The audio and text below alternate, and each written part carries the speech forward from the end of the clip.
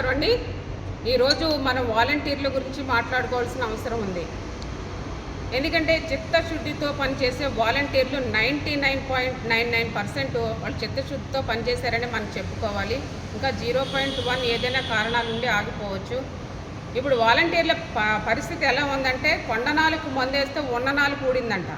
ఆ రీతిలో పాపం వాలంటీర్ల పరిస్థితి అయిపోయింది.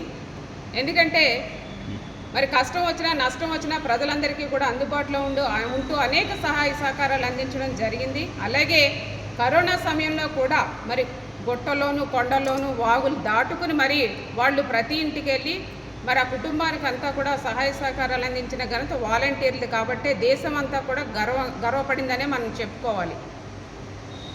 అంతేకాకుండా మరి మనం ఎలక్షన్ టైంలో జగన్మోహన్ రెడ్డి గారు వాలంటీర్ని కంటిన్యూ చేయాలని ఆలోచన చేసి ఎలక్షన్ కోడ్ ఉంది కదా అని చెప్పి తర్వాత ఎన్నికలు వచ్చిన తర్వాత మళ్ళీ నేను మిమ్మల్ని కంటిన్యూ చేస్తాను, మొట్టమొదటి సంతకం వాలంటీర్లపైనే పెడతాను అని చెప్పడం జరిగింది. అయితే ఎన్నికల ముందు ఇప్పుడున్న ఈ కూటమి ప్రభుత్వం యువగళం పాదయాత్రలో లోకేష్ గారు, అలాగే చంద్రబాబు నాయుడు గారు, అలాగే పవన్ కళ్యాణ్ గారి పర్యటనలో మరి వాలంటరీ వ్యవస్థను కంటిన్యూ చేస్తాం, 5,000 నుంచి 10,000 రూపాయల వరకు కూడా మీకు వేతనాలు ఇస్తాం, 5,000 రూపాయలు మీకు ఏం సరిపోతుందని చెప్పి ఆ రోజున మరి వీళ్ళందరికీ కూడా హామీ ఇవ్వడం జరిగింది. మరి ఎన్నికలు అయిన తర్వాత మళ్ళీ వాలంటీర్ను మోసం చేస్తూ 2.5 లక్షల మంది రోడ్డెక్కేలా చేశారు ఈ కూటమి ప్రభుత్వం అని మనం చెప్పుకోవాలి. మరి జగన్మోహన్ రెడ్డి గారు ఆ రోజున తెచ్చిన ఈ వాలంటరీ వ్యవస్థ మన ఎక్కడైనా సరే మనకి ఏ పని కాకపోయినా సరే ఆఫీసుల చుట్టూ సర్టిఫికేట్ కావాలంటే 10 సార్లు తిరగవలసిన పరిస్థితి వచ్చేది. అలాంటి పరిస్థితి లేకుండా మరి వాలంటరీ వ్యవస్థను తీసుకొచ్చి ప్రజల ముందుకే పాలన అందించిన ఘనత జగన్మోహన్ రెడ్డి గారికి. మరి ఈ కూటమి ప్రభుత్వం ఎన్నికల ముందు ఒక హామీ, ఎన్నికలైన తర్వాత ఇంకోలాగా మాట మార్చి ప్రజలను వాలంటీర్లు మోసం చేస్తూ ఉన్నారు.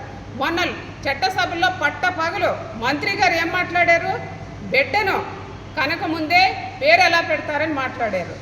అంటే మరి ఈ వ్యవస్థ మీరు ఎన్నికల ముందు ఏం చెప్పారు, ఈ వాలంటరీ వ్యవస్థ మేము వచ్చి రాగానే కంటిన్యూ చేస్తాము, 5,000 నుంచి 10,000 రూపాయలు ఇస్తానని చెప్పి అప్పుడు ఎందుకు మాట్లాడారు మీరు? అలాగే మరి విజయవాడలోని బుడమేరు వరదల్లో ఈ వాలంటీర్లు మీరు ఎక్కడున్నారో వెతికి పట్టుకుని మరీ పనులు చేయించుకుని వాళ్ళకి ఇప్పటి వరకు కూడా వేతనాలు ఇవ్వని పరిస్థితి. నిరుద్యోగ భృతి ఇస్తా అన్నారు, అది ఎక్కడ ఉంది? 20 లక్షల రూపాయల 20 లక్షలు ఉద్యోగాలు ఇస్తా అన్నారు, ఆ ఉద్యోగాలు ఇవ్వలేని పరిస్థితి.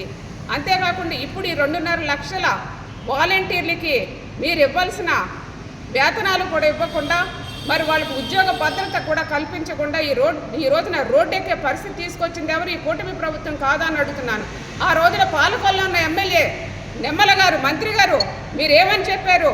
చించినాడులో వాలంటీర్ దగ్గరికి వెళ్ళి మీకు 10,000 రూపాయలు ఇస్తాం, 5,000 రూపాయలు మీకేం సరిపోతుంది, మీరు నాకు పూతరేఖలు ఇవ్వండి అని చెప్పి మీరు ఆ రోజున మాట్లాడటం జరిగింది. అలాగే మళ్ళీ ఇంకో చోట ఇంకో వాలంటీర్ దగ్గరికి వెళ్ళి మీరు నాకు జున్ను పాలు తెచ్చి ఇవ్వండి, మీకు 10,000 రూపాయలు నేను తెచ్చిస్తాను అని చెప్పి మీరు ఆ రోజున మాట్లాడటం జరిగింది. మీకు పూతరేఖలే కాదు, జున్ను పాలే కాదు, కాకినాడ కాజాలు కూడా తెచ్చిస్తాం, ముందు మీరు 10,000 రూపాయలు ఇచ్చిన మాటను నిలబెట్టుకోండి, వాలంటీర్లకు మీరు 5,000 నుంచి 10,000 రూపాయలు వేతనాలు ఇవ్వండి అని చెప్పి ఈ సందర్భంగా కోరుకుంటా ఉన్నాను.